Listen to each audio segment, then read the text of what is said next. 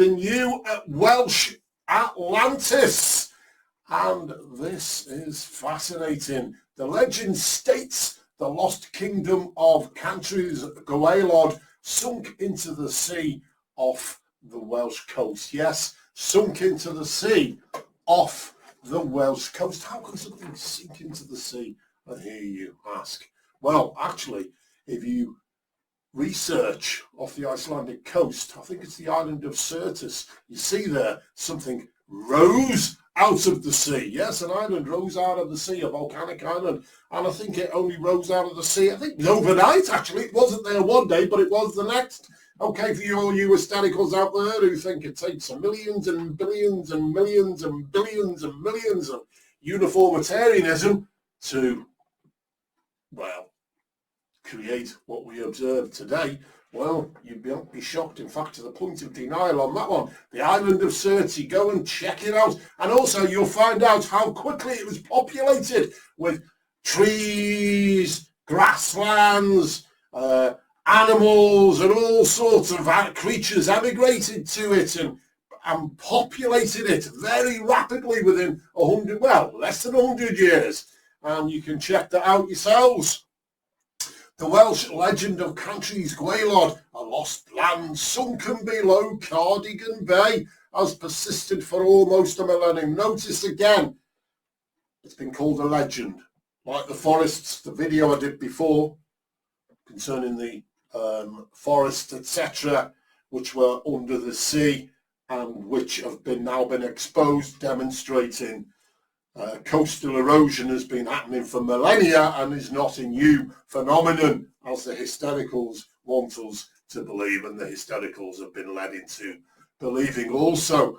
This now, or was claimed as a legend, has now been unearthed, dismissing its legend status and giving it true status. So, first written about in the mid-13th century, as likely the myths and legends surrounding the Welsh Atlantis date from long before that. Yet there has never been any definite geographical evidence for the mythical land until now, perhaps. A medieval map has been uncovered which depicts two islands off the Caribbean coast, now lost to history. So here is the map. I'll go down to that now. It's one of these two, or two of these two, on the left-hand side of this map. And you can see them there. This is an ancient map which has been discovered. A medieval map has been uncovered which depicts two islands off the Caribbean coast, now lost to history. Simon Haslett, honorary professor of physical geography at Swansea University, went in search of lost islands in Cardigan Bay while he was a visiting fellow at Jesus College, Oxford, along with David Willis, Jesus Professor of Celtic at the University of Oxford. They have presented evidence of two islands depicted on a medieval map, each about a quarter the size of Anglesey. The 13th century map depicts a medieval Wales with two large islands off the west coast that do not exist today. Okay, so you couldn't see them today, supposedly. One island is offshore between Aberystwyth and Aberadfeirdd, and the other further north, Bournemouth, Gwynedd. Professor Hassel explained that the two islands are clearly marked on the Gough map, the earliest surviving complete map of the British Isles, dating from as early as the mid-13th century. The Gough map is extraordinarily accurate considering the surveying tools they would have had at their disposal at the time, he said. The two islands are clearly marked and may corroborate contemporary accounts of a lost land mentioned in the Black Book of Carmarthen. The map is held in the collection of the Bodleian Library at Oxford University. Cardiff University's Welsh folklore expert Julia Wood, who was not involved in the research, said the Black Book's account was key to anchoring the story in Welsh myth. The Gough map may have its origin around about 1280. Shortly before that, around 1250, you have the Black Book of Carmarthen. It describes Gwydno, Gwaranahar's country, called Maes Gwydno, Gwydno's field. It was flooded because the well keeper Meridir left the cover off the well.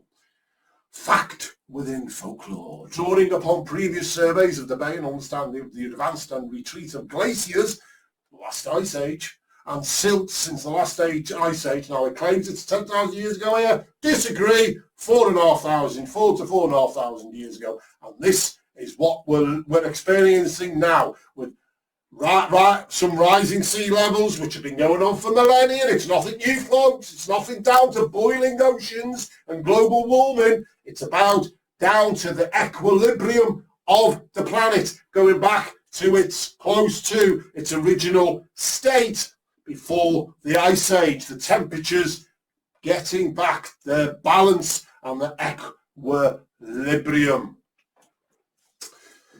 Professor Hazlitt also suggested it may explain some of the local folklore. He said, I think the evidence for the islands and possibly therefore the legend connected with them is in two strands. Firstly, coordinates recorded by the Roman cartographer Ptolemy suggest that the coastline at the time, listen to this, may have been some 13 kilometres, 8 miles further west than it is today. So, according to Ptolemy, the Roman cartographer, or are we suddenly just going to dismiss the Romans as some stupid ancient civilization because we know better? And this is Ptolemy, folks. This is the cartographer Ptolemy. Suggests that the coastline at the time may have been 8 miles further west than it is today. Demonstrating, according to the Roman cartographer Ptolemy, coastal erosion is nothing new.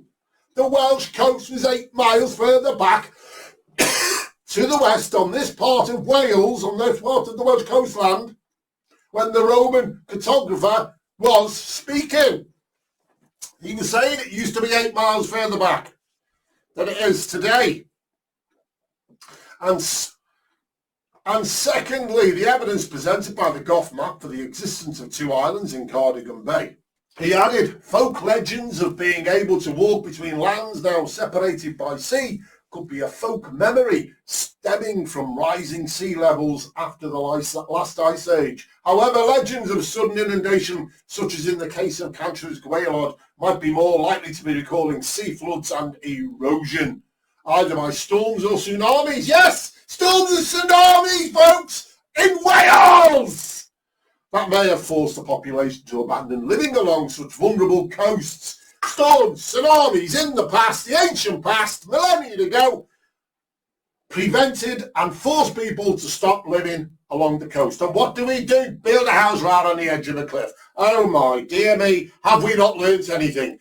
Have our ancient ancestors not taught us a diddly-do? But we just see it happening today. I mean, this has never happened before. Oh my word, the oceans are going to boil. Oh! In roughly a millennium from Ptolemy's time to the building of Harlech Castle during the Norman period, the seascape had completely altered. Yes, the seascape had completely altered. The Norman conquest, what, 1,000 years ago?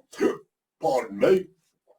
There we have a map. Roman cartographer Ptolemy mapped much of Europe in precise detail.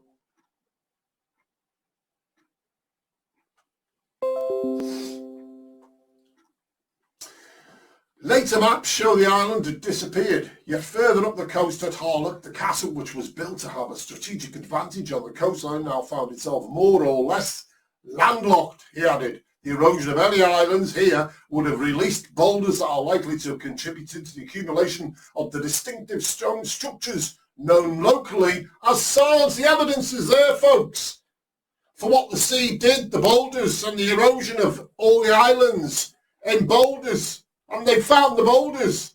And now they're saying, well, looks like these could be the islands that were on this ancient map, have been eroded and thrown into the sea and broken up. And there's the evidence.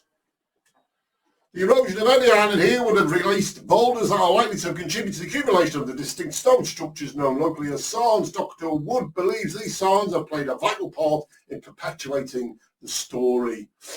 Now we read, Dr. Wood added that similar Atlantis legends can be found around most of the world, particularly in Europe. These migratory stories emerge when the facts fit the myth. They come and go all over the place, but especially when phenomena like the sarns appear. Rather than saying that the discovery of the islands proves the folklore, I'd say that the proof is coincidental and that the two truths can exist independently of each other. However, Professor Haslett warned his findings could have more bearing on the future than the past. These processes didn't happen just once.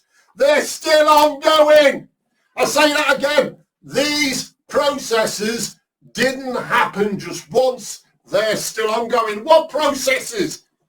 The coastal erosion processes. With rising sea levels and more intense storms, it's been suggested that people living around Cardigan Bay could become some of Britain's first climate change refugees within our lifetimes. Clearly, they know it's been happening. When are you going to wake up and realise it's been happening? When are you going to see this fact, the truth?